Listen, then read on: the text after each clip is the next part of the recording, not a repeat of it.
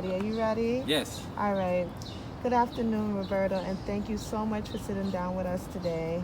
Um, First things first, I would really like to know, how did you decide on making cement sculptures for this presentation?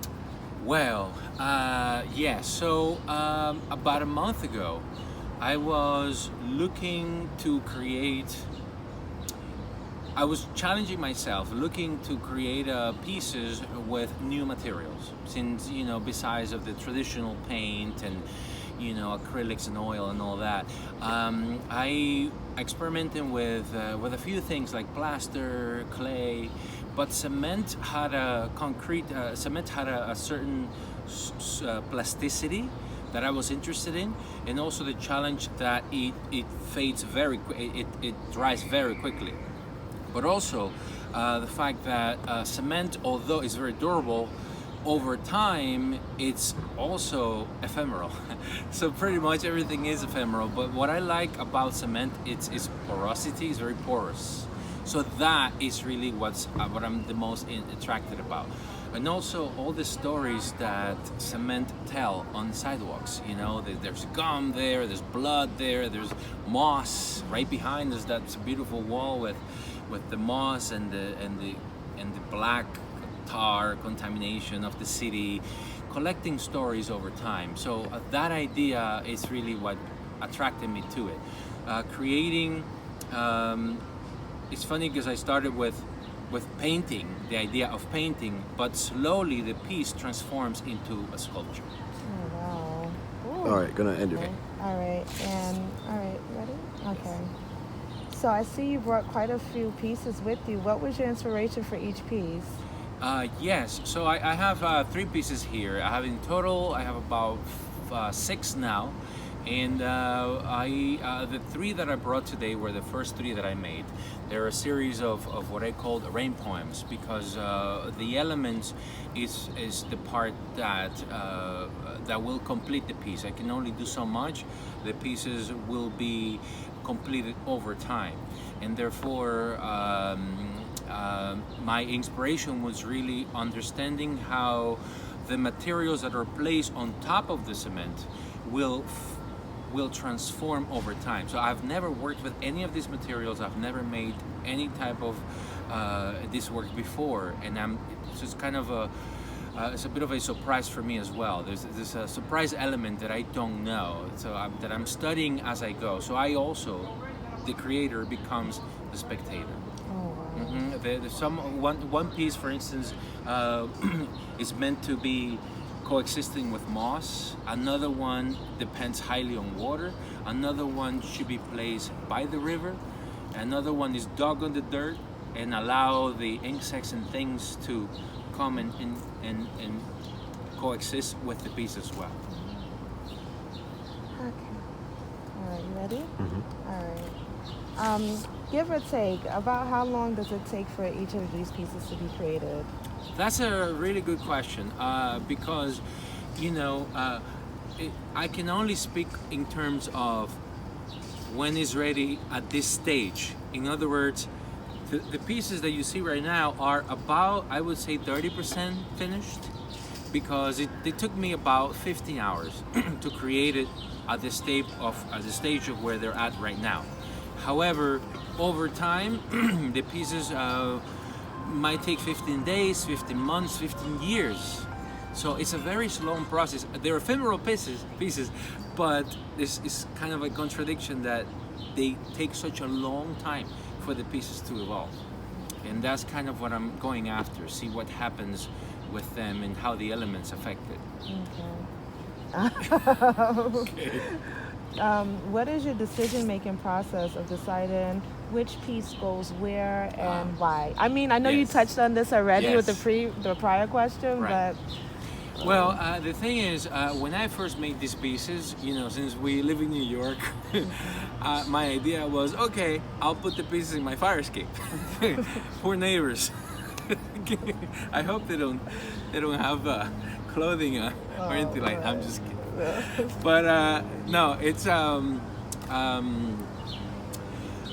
okay. So the pieces were meant to be for the outdoors from day one. the challenge that we have, that I had, was, is like, where am I going to place these pieces? You know, I've always been attracted to getting out of the gallery and get out of the museum and out of that, to reposition the spectator. Once they are in a different location and surrounded by something, then it's a different vocabulary. Then it's a different idea, then it's a different philosophy. So the idea of having the pieces, for instance, one of them I kind of put on the ground. If I were to put this piece on the outdoors, it would be in the ground. So the humidity, all the insects that live with it, leaves falling, bird droppings, moss and rain, you know, so all these elements will interact with the pieces. So as I am working with the pieces, I take that into consideration. One of the pieces has a lot of wood in it, so I think that would be a great piece to be placed along the river, like where water could constantly be falling on it, to allow eventually moss and things like that to interact with the pieces. And as see the faces, it creates it. So in other words, as the pieces die, they are being born. Okay. So what is your background as an artist, and how do you typically find inspiration? I remember my very first drawing. It was a cluster of grapes, and I was 5 years old. I still remember it to this day vividly. That was kindergarten. Then the second earliest memory I have is playing with clay in my grandma's backyard, you know, with my aunt, just playing on the background, making figures and stuff.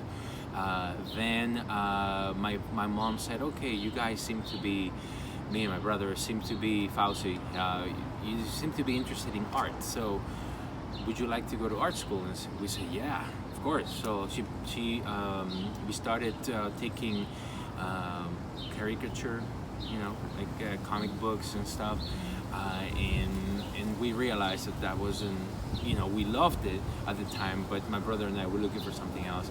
But then, you know, there was a big gap in between. We came to the United States and then decided to go to art school, and I went to City College for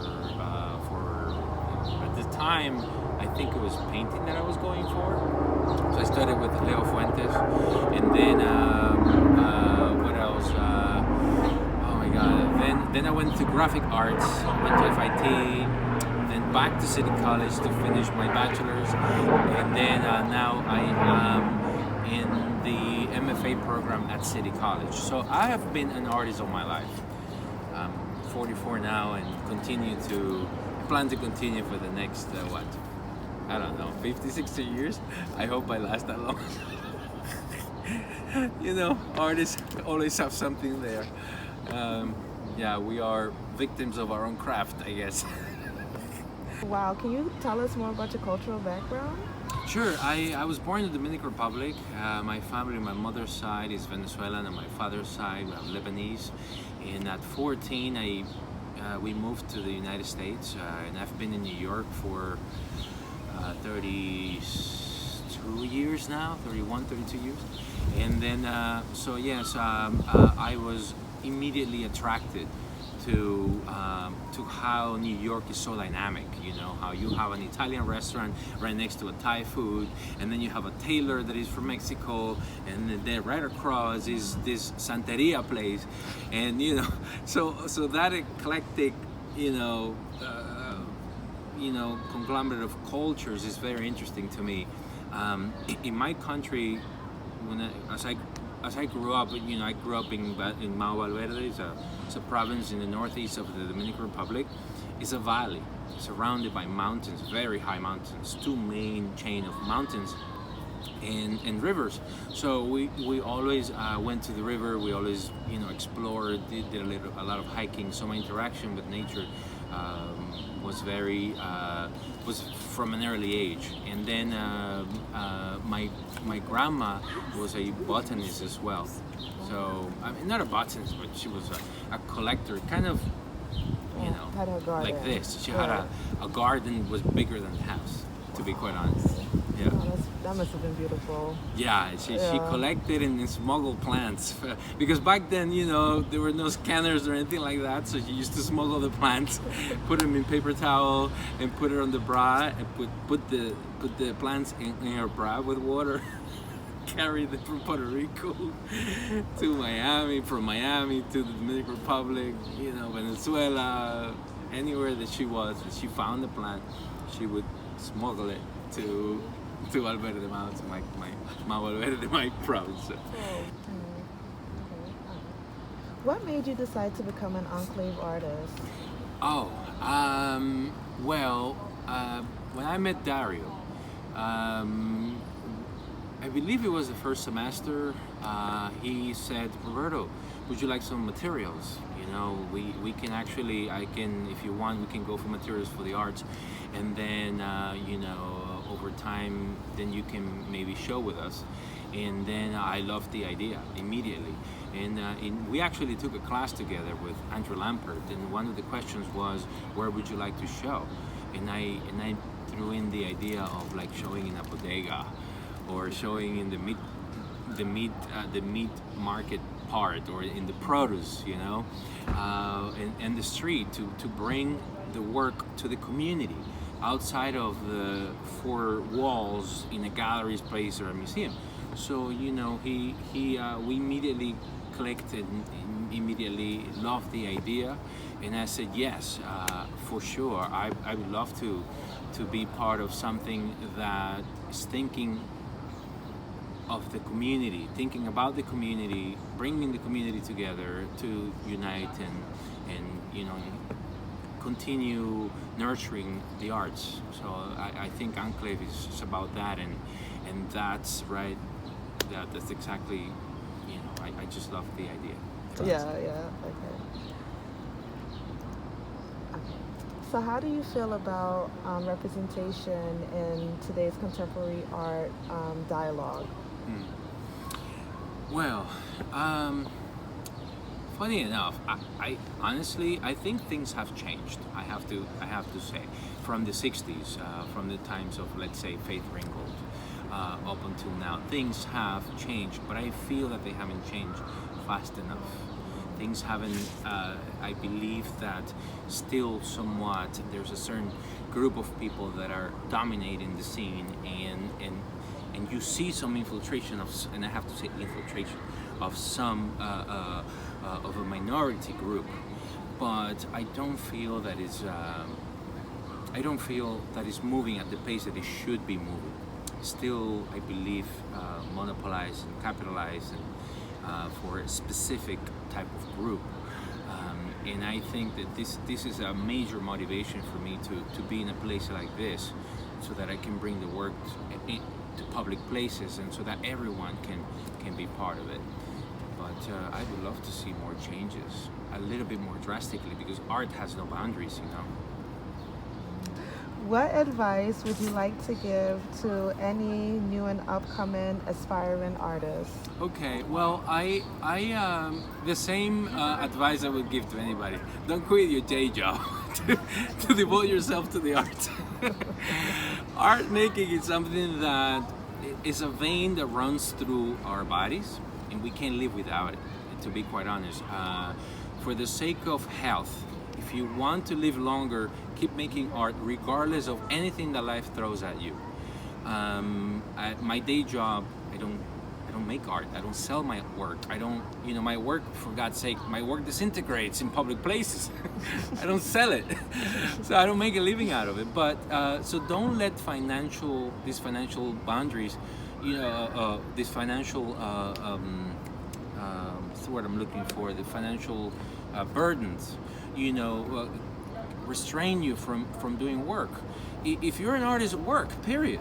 You know, if you don't have money, go to the park and create something there on the spot, you know. So don't ever stop working, ever, regardless of what, and be as experimental as possible. And if someone tells you, oh, is that art, or do you consider this to be art, that means you're doing the right thing, that you're in the right track. If it doesn't sound like it, chances are that you are discovering new things. So try to discover and explore as much as possible, because David Hammond says, after 500, when you have an idea, execute it 500 times, 501 will be the breakthrough. And I truly believe that. So just keep at it and just don't pay attention to what anybody says. And so yeah, just keep working, either in the sketchbook or with garbage or with whatever. Just don't stop working ever, because one idea feeds upon the other. All right. Well, I just wanted to say one thing. Just wanted to give my profound thanks to AnkhLave Arts Alliance for the opportunity, and Parque de Tranquilidad for allowing me this space to show my pieces and share them with the community. So thank you very much.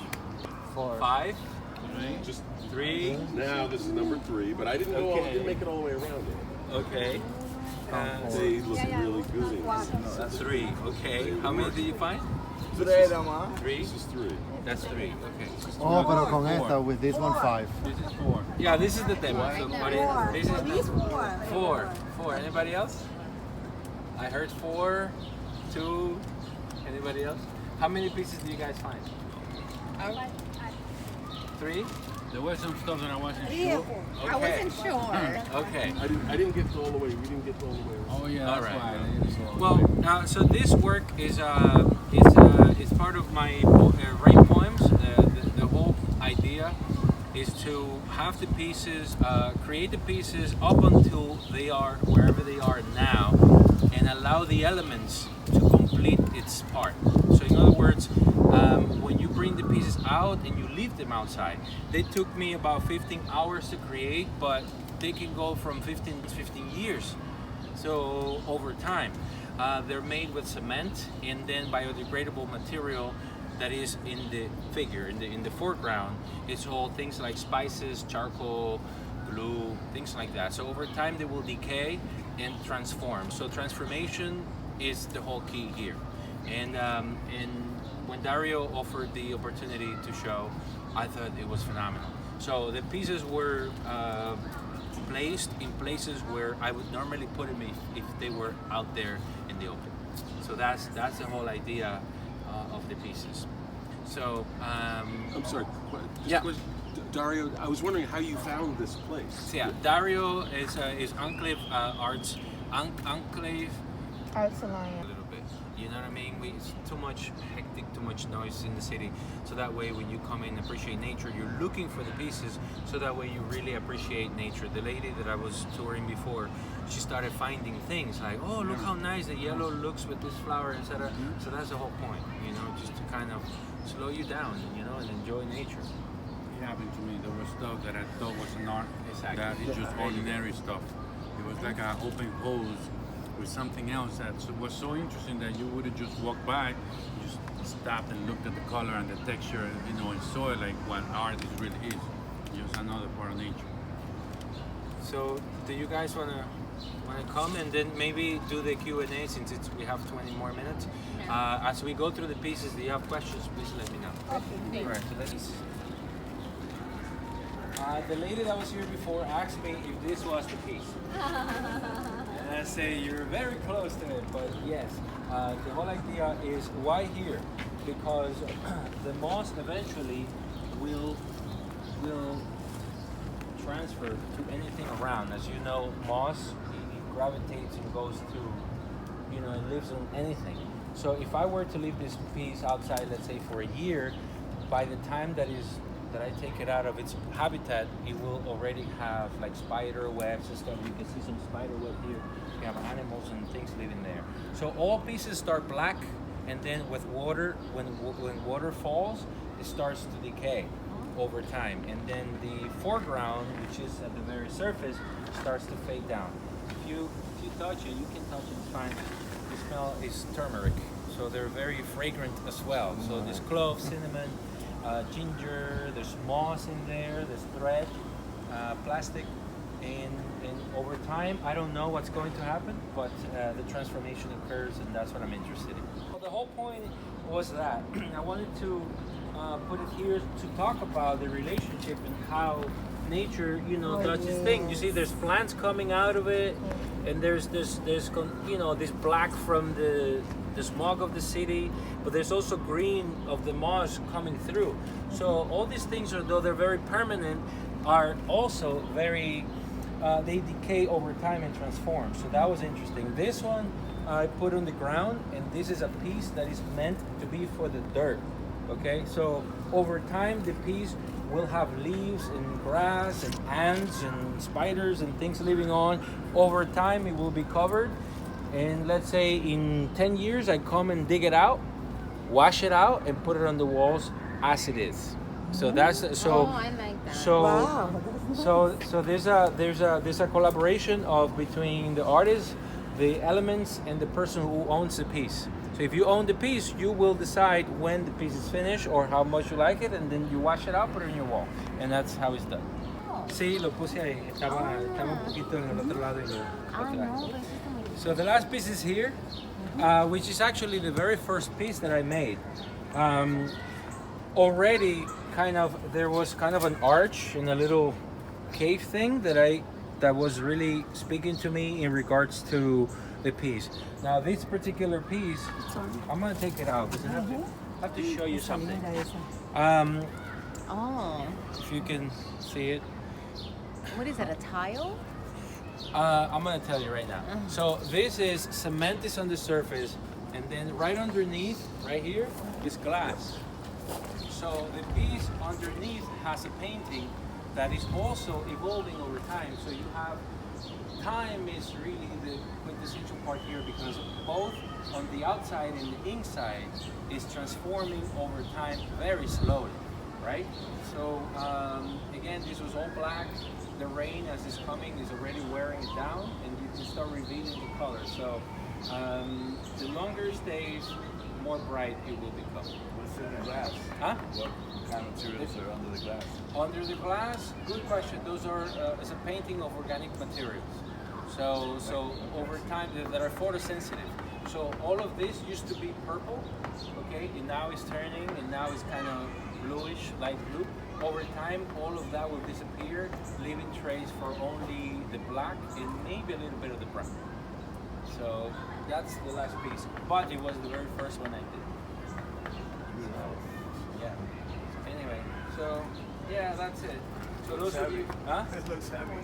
Yeah, it is heavy. Thank you. That's the very first one. Thank you. That's cool. Yeah, this is plastic, the cement. These are piano pieces, a carpet, crayon. Yeah, and fish. What is it called? Fish. So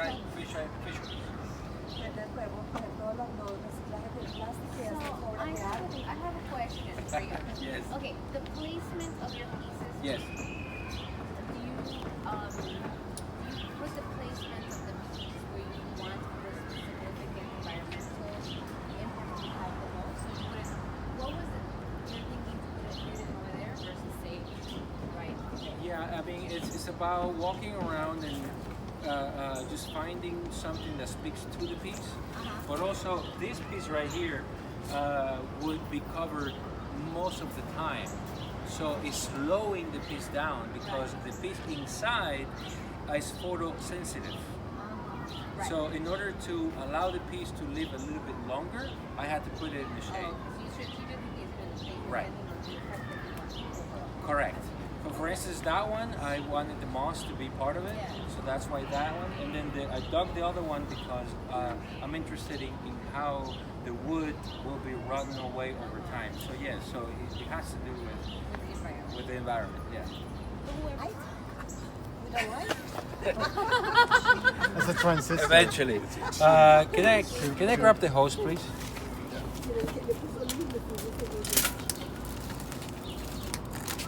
So this piece is how I work pretty much. This is a piece that is meant to be for the ground as well. So I put a little moss here to start the process. So over time, eventually, and there's seeds. If you look closely, there's seeds in there. So what I do is I take the piece and start working on it, leave it, forget about it, and then come back to it at the point that I think is that is ready. So now with the hose, I start washing off all the dirt, and eventually then come back at it and continue working on it, and come back at it, continue working on it. All the pieces are hiding something. Okay, every single piece has something hidden. So in this particular case, I'm going to show you. So you start washing it off. You see, immediately starts changing, right? All this is water, by the way, and dirt, and there's nothing toxic here. So the piece starts to disintegrate and start revealing something else. Now, You could stop and document stuff too. yeah. If you were interested. So then there's something written here.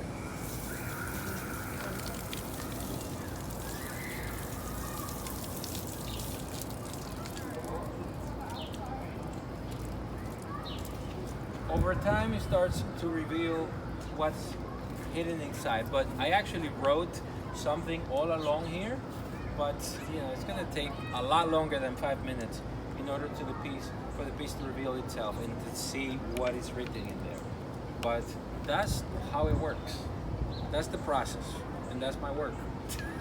Do you plan all this out before you do the piece, or do you Sometimes I have an idea. Sometimes I just go along. So for instance, the moss piece, that was planned. I said I definitely want that piece to be part of moss, and then the one in the back where it was on the ground, that was meant to be for the ground. But the very first one I did, no, it was just a discovery, and you know, allowing it to evolve over time. But that's what's the longest duration that you have of a piece? this is all new work. It's about 2 months. That piece, I don't know. So I'm the creator, but I'm also the spectator. Yeah, I got an idea. That What's, one, the what's the first oldest one. piece you have though that's still evolving? Hold on, no. It's yes, I do have. I have 1999. I have a piece from 1999, but it's not a sculptural piece. It's actually a drawing, believe it or not. 1999. That's the oldest one.